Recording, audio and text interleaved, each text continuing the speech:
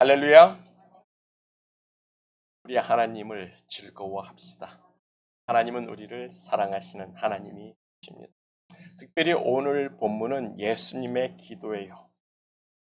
예수님은 누구라고요? 곧 하나님입니다. 예수님은 하나님 아버지와 하나라고 했어요. 그러면 예수님이 기도하실 필요가 있을까요? 없을까요? 제가 성경 봉독 안 했죠? 네, 그러고 보니까 성경 봉독을 까먹고 시작을 했네요. 제가 한번 이렇게 봉독하겠습니다. 요한복음 17장 1절부터 5절에 있는 말씀입니다.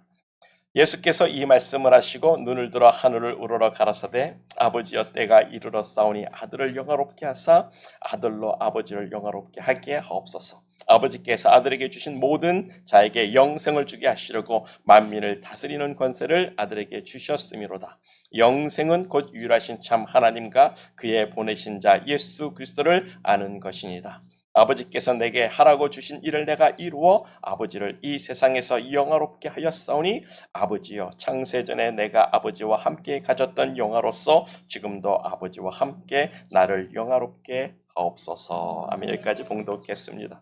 오늘 본문은 예수님의 기도예요. 예수님이 곧 하나님입니다. 예수님은 하나님 아버지와 하나라고 했어요. 그러면 예수님이 기도할 필요가 있을까요? 없을까요? 기도할 필요가 없습니다. 그럼에도 불구하고 예수님은 우리들에게 하나님 아버지께 기도하는 모습을 늘 보여주셨어요. 새벽 미명에 조용히 나가 정말 무리들이 잠들었을 때 나가서 하나님과 함께 기도했고 하나님을 향해 기도했고 또 금식도 하셨습니다. 40일 금식도 하셨고 식사 때마다 축사하시면서 기도하시고 또 오늘 본문 17장은 아예 17장 전체가 다 예수님의 기도로 가득 차 있습니다. 예수님도 하나님이신 예수님도 하나님 아버지께 기도했다면 우리들도 당연히 기도를 해야 됩니다. 기도할 때 특별히 우리 예수님처럼 기도할 수 있기를 간절히 축복합니다. 그런 의미에서 오늘 본문 17장이 참으로 중요한 본문이 되는데 요한복음 17장을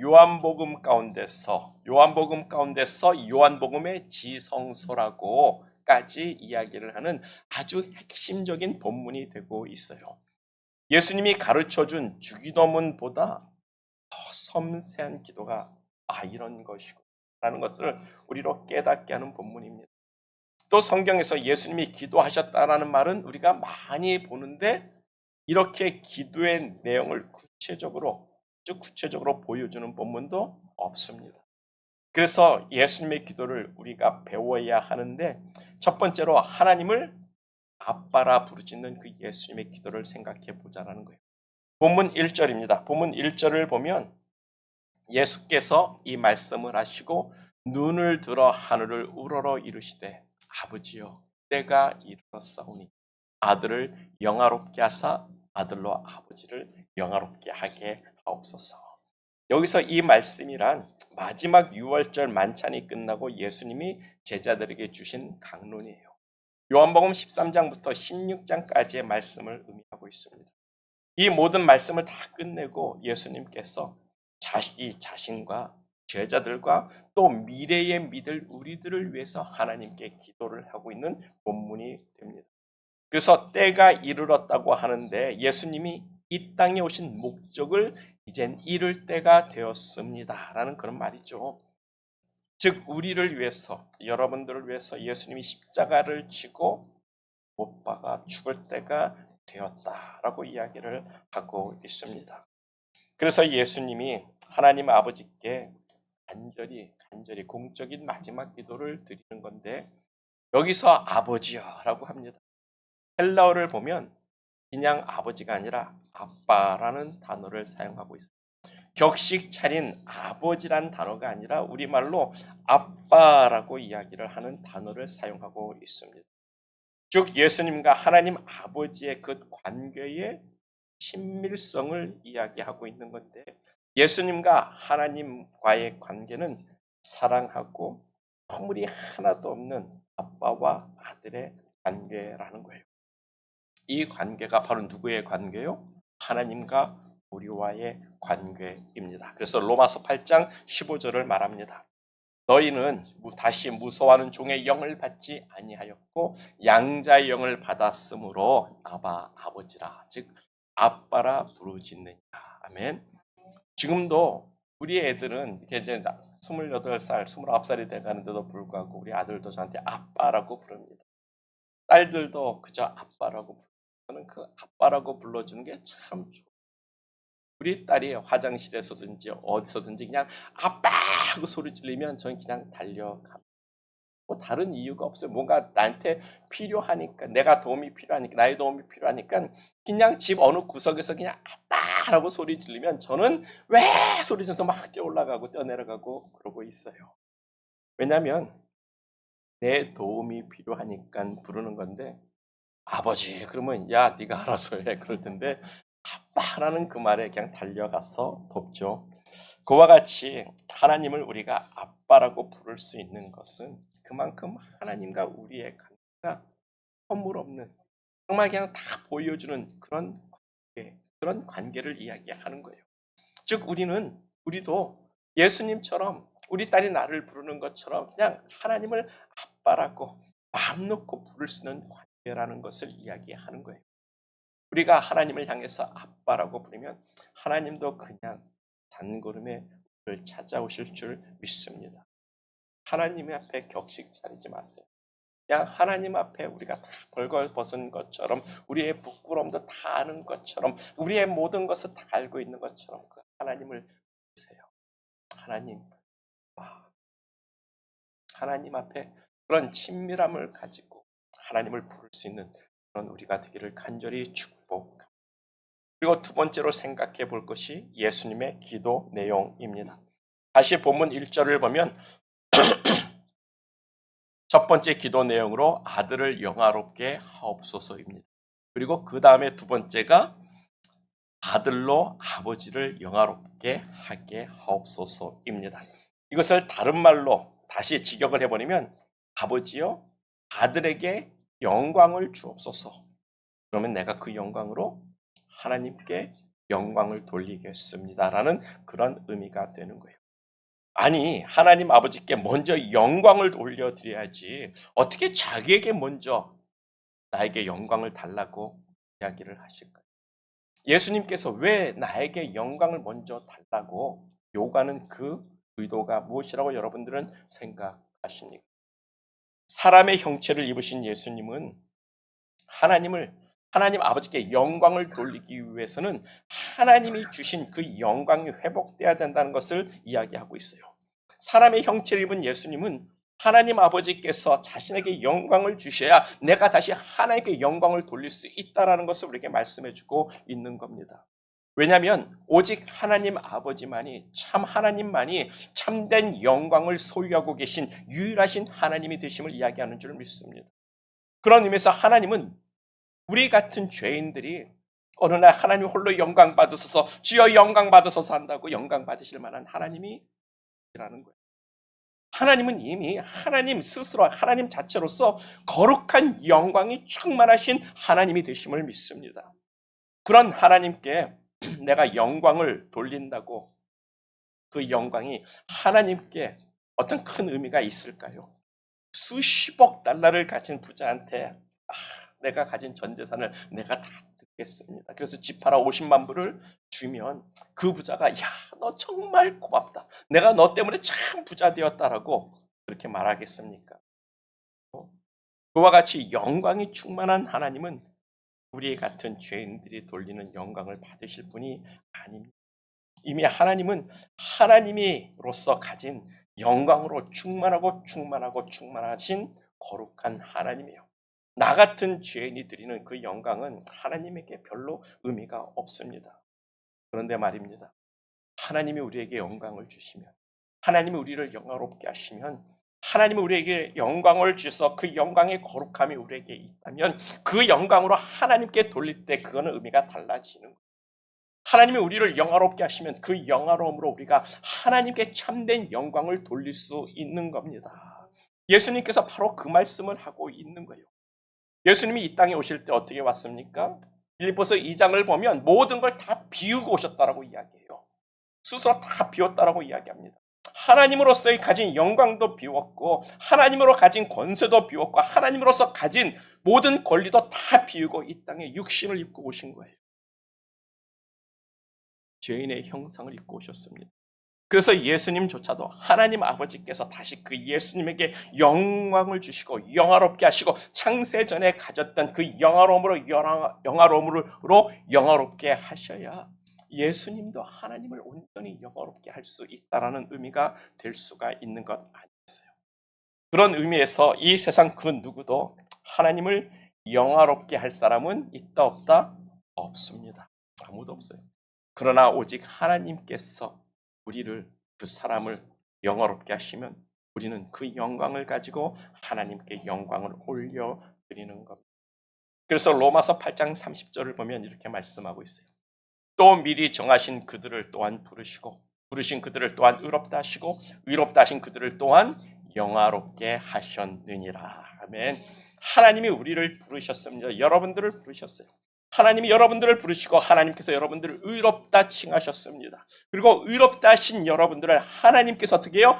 영화롭게 하셨다. 영광을 주셨다라고 이야기를 하는 겁니다. 그 영광을 가지고 우리가 하나님께 영광을 올려드릴 수 있는 거예요. 그 주신 영광이 있기 때문에 그 영화로움이 있기 때문에 오늘 우리가 드리는 찬양과 경배를 하나님이 기뻐 받으시고 영광 받으시는 줄 믿습니다. 그러니까 예수님이 하나님께 기도하기를 아들에게 영광을 주옵소서.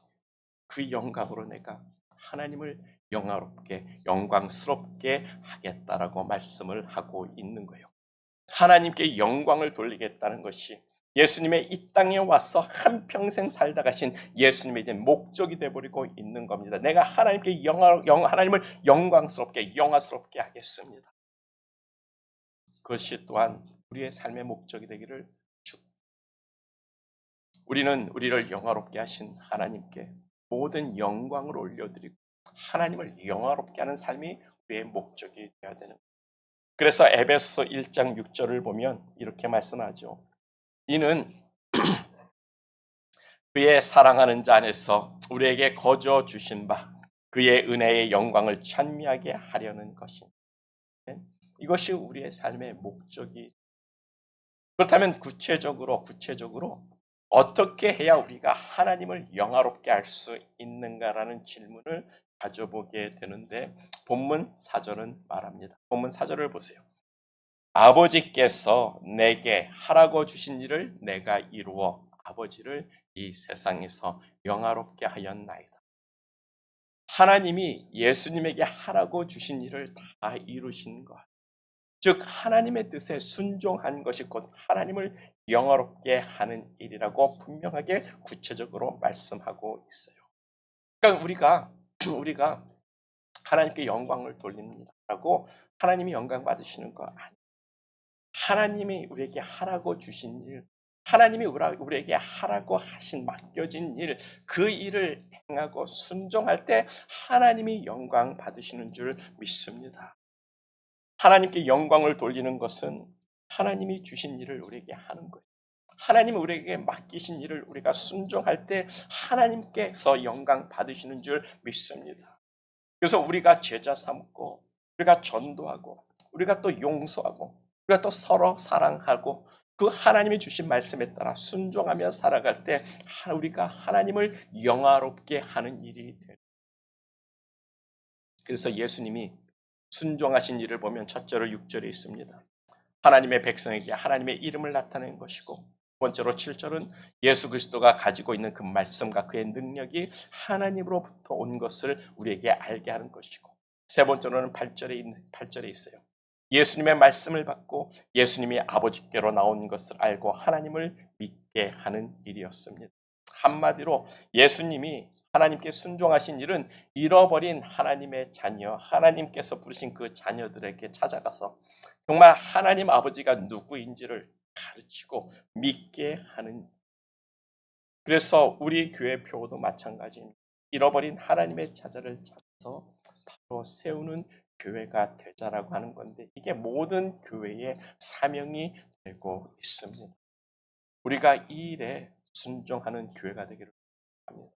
이 길에 순종하는 성도님 되기를 축복합니다.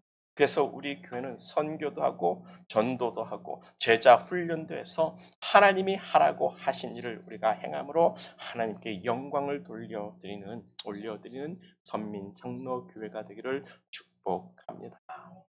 그리고 세 번째로 생각해 보고 싶은 것은 예수님의 권세입니다.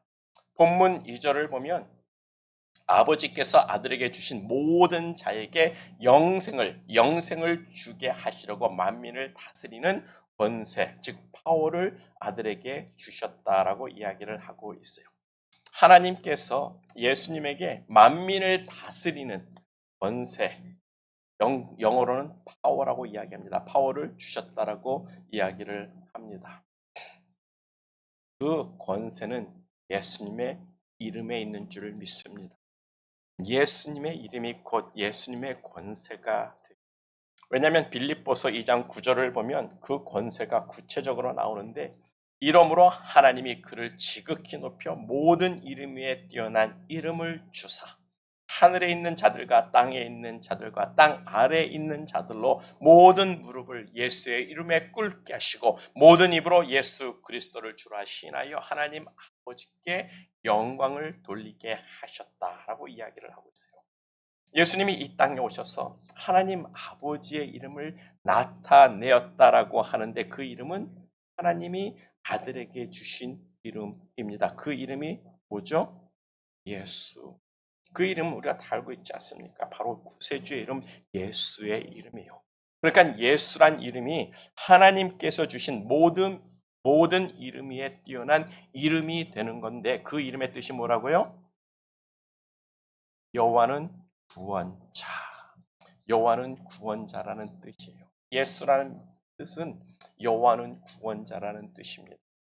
그래서 누구든지 주의 이름을 부르나는 구원을 얻으리로다. 아멘. 우리는 예수의 이름을 부르는 자는 구원을 얻어요. 왜요? 여호와는 구원자. 우리는 구원자를 부르는 거예요. 예수의 이름을 부르는 것이 구원자 여호와 하나님을 부르는 게 그 예수 이름의 권세를 우리가 사용할 수 있기를. 그래서 우리는 어떻게 기도해요? 예수의 이름으로 기도합니다. 우리는 예수를 우리의 주라고 고백해서 하나님께 영광을 돌리는 거예요. 그래서 우리는 그 예수의 이름을 의지하고 담대하게 지성소로 들어가며 하나님께 나가는 믿음의 삶을 살아가는 겁니다. 예수의 이름을 우리가 많이 사용할 수 있기를 축복합니다. 날마다 예수의 이름으로 기도하고 예수의 이름을 부르는 사람 되기를 축복합니다. 그리고 우리가 하나님께서 하라고 하신 일에 순종하여 하나님께 영광을 돌리자라고 했는데 그 순종의 극치가 바로 우리 하나님이 보내신 자 예수 그리스도를 알고 그 예수를 믿는 것이 가장 우리가 착하고 선하고 가장 잘한 일이 된다라고 우리가 부른 찬양에도 있습니다. 그 믿는 일이 하나님 아버지께 영광을 돌리는 일일진데 그 예수를 믿는 것이 여러분들이 가장 잘한 일이라는 거예요. 왜요? 하나님이 그거 하라고 예수님 보내주신 겁니다. 예수 믿으라고 예수 보내주신 겁니다. 그게 하나님이 우리에게 하라고 하신 일이에요. 어떻게 해요? 예수를 믿으라고 말입니다. 그래서 날마다 예수를 그리스도요, 살아계신 하나님의 아들이요, 나의 주요 그리스도라고 고백할 수 있는 우리 모두 되기를 간절히 축복합니다. 그리고 마지막으로 예수님이 하나님으로부터 받은 그 권세의 목적입니다. 다시 본문 2절을 보면 하나님 아버지께서 아들에게 주신 모든 자에게 영생을 주게 하시려고 만민을 다스리는 권세, 즉 파워를 주셨다라고 이야기를 하고 있어요. 하나님이 아들에게 권세를 주신 목적은 하나님이 주신 모든 자들에게 영생을 주기 위해서라고 합니다. 그러면 그 권세가 어떤 권세일까요? 우리 한글에는 다스리는 권세라고 이야기를 하는데 여기서 권세란 꼭 다스린다는 의미로 한정될 필요는 없을 것 같습니다.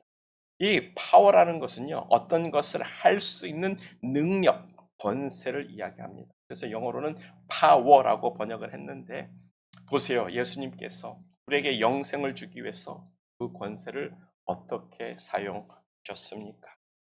예수님이 십자가에서 죽는 것으로 그 권세를 사용하셨어요.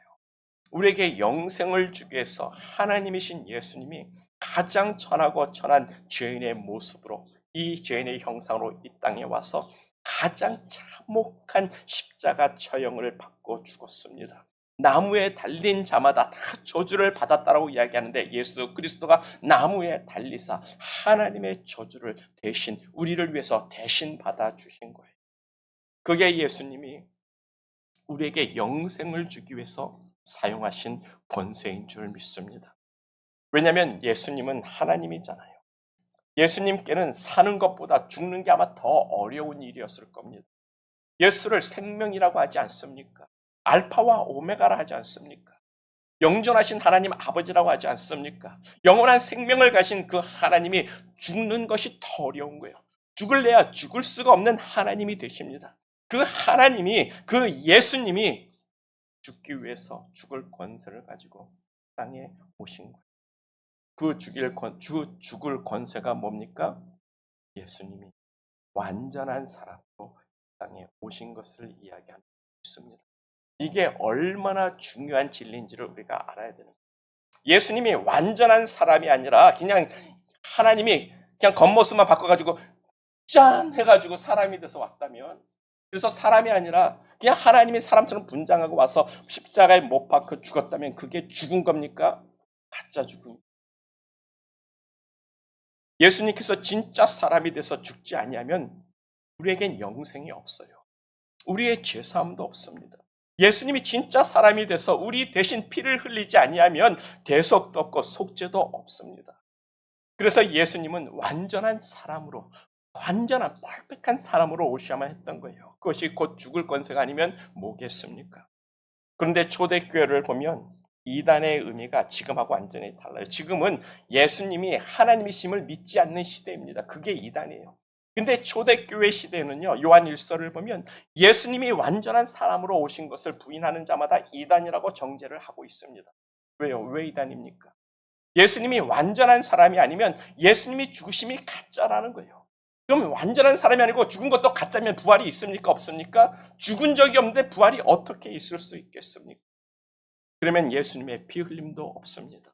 예수님의 피 흘림이 없이는 속죄도 없고 죄사함도 없습니다. 그러면 영생도 없습니다. 예수님이 죽은 적이 없는데 죽은 척 했다가 야, 나 죽었어. 아, 나 살았어. 라는 신적인 거짓말을 한 것이라면 우리는 부활도 없고 생명도 없고 영생도 없는 거예요. 그래서 예수님이 완전한 사람으로 오신 것을 부인하는 자마다 이단이라고 사도 요한은 정의를 내리고 있습니다. 예수님은 완전한 사람으로 오셨습니다. 그래서 우리를 위해서 대신 죽어줄 수가 있었던 겁니다. 그 예수가 완전한 사람으로 왔기 때문에 죽을 권세를 가지고 오신 거예요. 또한 예수님은 완전한 하나님이셨습니다. 왜요? 예수는 또 죄가 없어야 돼요. 우리하고 똑같은 사람이 됐다고 죄가 있다면 자기 죄로 죽어야 되는 겁니다. 죄인이 누구의 죄인을 위해서 죽어줄 수가 없는 거예요. 내가 여러분들을 대신 위해서 죽어줄 수가 없습니다. 저는 내 죄로 인해서 죽어야 되는 죄인입니다. 우리는 다 죄인이기 때문에 우리가 누구를 속죄하겠다고 하나님, 내가 저자 대신 내가 내 목숨을 버리겠습니다. 저자를 용서하시고 나를 죽여주십시오. 하나님이 죽여라 임마. 너는 네 죄로 죽어야 돼. 그게 하나님이 하시는 말씀입니다. 근데 예수는 완전한 사람으로 왔지만 그는 완전한 하나님이셨습니다. 죄하고는 전혀 상관이 없는 분이죠. 어떤 유혹이 와도 그 유혹에 넘어질 예수님이 아니었단 말이에요. 시험을 당하고 마귀에게 그렇게 시험을 당하고 배고프고 아마 주위에 음란한 영도 다 들어왔을 거예요. 그러나 예수님은 사람이 완전한 사람이지만 완전한 하나님이기 때문에 그 모든 죄를 다 죄가 없으신 겁니다. 그래서 우리를 위해서, 우리의 죄를 위해서 대속해 주실 수. 그래서 예수님이 우리에게 영생을 주기 위해서 완전한 사람으로 이 땅에 오셨고 또한 완전한 하나님으로 이 땅에 오신 것이 예수님이 하나님께 받은 권세가 아닐까요? 저는 그렇게 믿습니다. 그리고 그 권세로 우리를 위해서 죽으시고 사망을 이기시고 부활하셨습니다. 이것이 빌립보서 2장에서 구체적으로 말씀하고 있는 거예요. 예수님의 권세는 하나님으로서 가진 모든 권리와 자존심마저도 다 비우고 다 내려놓고 와야만 했던 그 파워, 능력을 이야기하는 거예요. 비록 억울하게 누명을 쓰고 십자가에 매달릴 때도 자신의 성질을 다 참을 수 있는 그런 파워, 권세를 이야기하는 거예요. 인간들 앞에서 벌거벗김을 당하고 채찍에 맞고 정말 옆구리에 창에 찔리고 머리에 가시관이 멸봤어도 그 십자가에서 내려오지 않는 그 파워, 그 권세가 있었기 때문에 예수님은 우리를 위해서 죽어주셨고 우리를 위해서 또한 부활하실 수 있었는 줄 믿습니다. 예수님은 철저히 자기 자신을 부인하셨어요. 그게 권세란 말입니다. 이 권세로 말미암아 우리가 영생을 누릴 수 있는 겁니다. 아멘. 그래서 요한복음 3장 14절은 이렇게 말합니다. 모세가 광야에서 뱀을 든 것 같이 인자도 들려야 하리. 이는 저를 믿는 자마다 영생을 얻게 하려 하심이라. 아멘. 예수님은 우리에게 영생을 주기 위해서 십자가에 매달려 죽어야 했던 거예요. 이것이 하나님이 예수님께서로부터, 하나님이신 예수님이 하나님께로부터 받은 파워라는 거예요. 그게 대단한 파워 아닙니까? 그것보다 더 큰 파워 여러분 못 찾으십니까? 기적을 원하십니까? 오병이의 기적이 필요하십니까? 그게 우리를 구원하는 파워가 아니잖아요. 예수님께서 십자가에 못 박혀 죽을 수 있는 그 파워, 그 권세를 가지고 이 땅에 오셨기 때문에 십자가에서 죽으시고 부활하심으로 말미암아 우리에게 영생을 주신 하나님이 되시는 줄 믿습니다. 그렇게 예수님이 십자가에서 우리의 죄를 사하니까 우리가 성령을 받을 수 있는, 우리가 그렇게 성령을 받으니까 유일하신 참 하나님과 그의 보내신 자 예수 그리스도가 누구인지를 알아서 영생의 길을 가는 줄 믿습니다. 이 일을 위해서 예수님이 십자가를 지셨습니다. 그때가 다 되었다고 말씀하시는 겁니다. 내가 이 일에 순종함으로 하나님께 영광을 올려드리라고 말씀하고 있는 거예요. 그래서 본문 3절입니다. 본문 3절을 보면 여러분들이 외우신 말씀이죠. 영생은 곧 유일하신 참 하나님과 그의 보내신 자 예수 그리스도를 아는 것입니다. 아멘. 영생은 유일하신 참 하나님, 이 세상에 다른 신은 없고 오직 여호와 하나님만이 참 하나님이라는 신이라는 것을 아는 것과 그의 보내신 자 예수 그리스도가 우리의 구세주, 의 메시아가 되심을 아는 것이라고 이야기를 하는 거예요. 우리가 이 영생을 누리는 것이 예수님이 하나님을 영화롭게 하신 일이 되는 건데, 이 말씀을 통해서 우리가 기억해야 될 게 두 가지가 있습니다. 첫 번째로 영생은 하나님이 주시는 선물이라는 거예요. 하나님이 자기 자신을 우리에게 나타내지 아니하시면 우리는 하나님을 알래야 알 수가 없습니다. 그래서 하나님이신 예수님이 이 땅에 오셔서 우리에게 사랑하시는 그 하나님 아버지를 나타내 보여주시는 거예요. 그래서 구원은 하나님의 은혜예요. 두 번째로 영생은 존재적인 의미가 아니에요. 여기서 말하는 영생은 우리의 존재적인 의미를 말하는 것이 아니라 하나님을 아는 관계를 이야기합니다.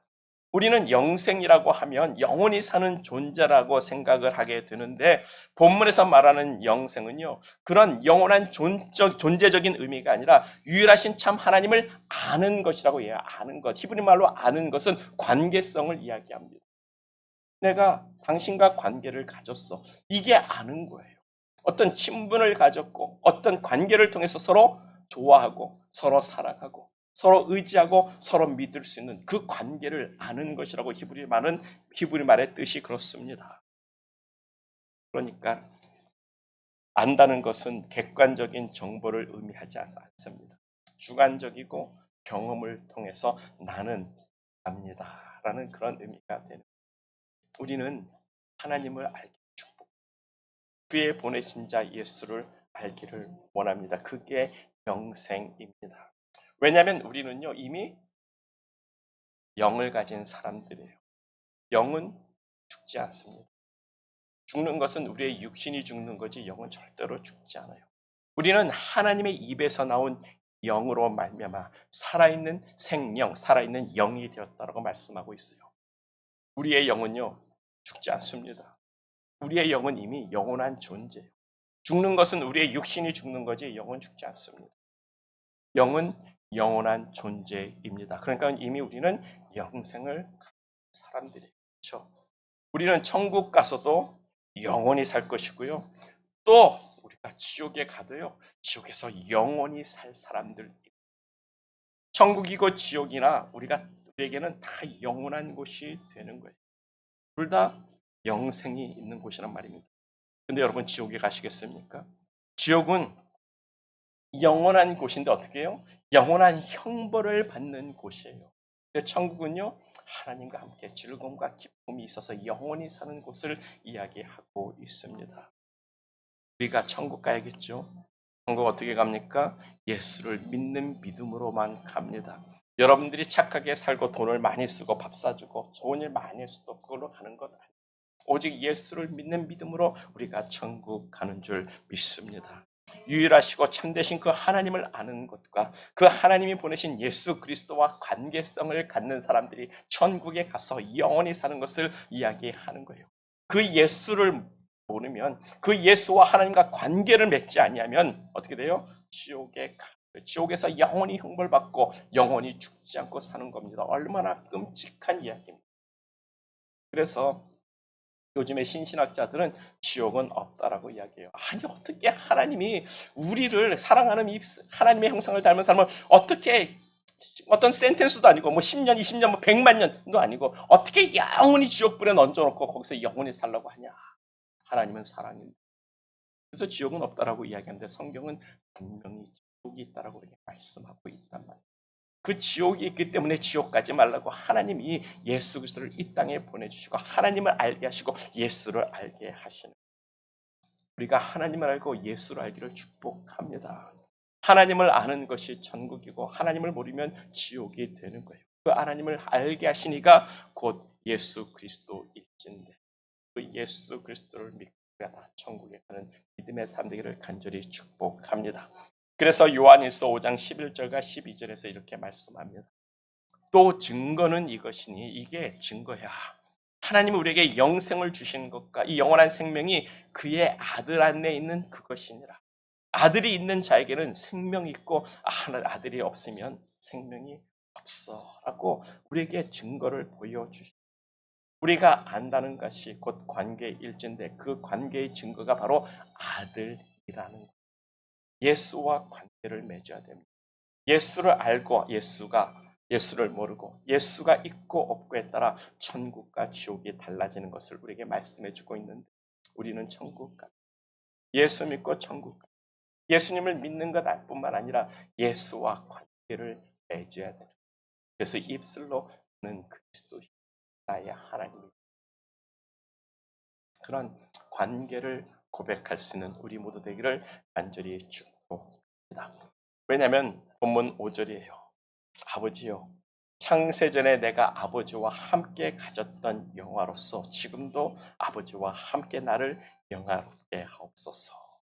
예수님이 죽기 전 마지막으로 하는 공식적인 자기를 위한 기도인데, 이 땅에서 하나님의 그 일을 이루기 위해서 자신을 완전히 비우고 왔던 그 창세전의 그 영광을 이제 나에게 다시 회복시켜 달라고 기도하고 있는 거죠.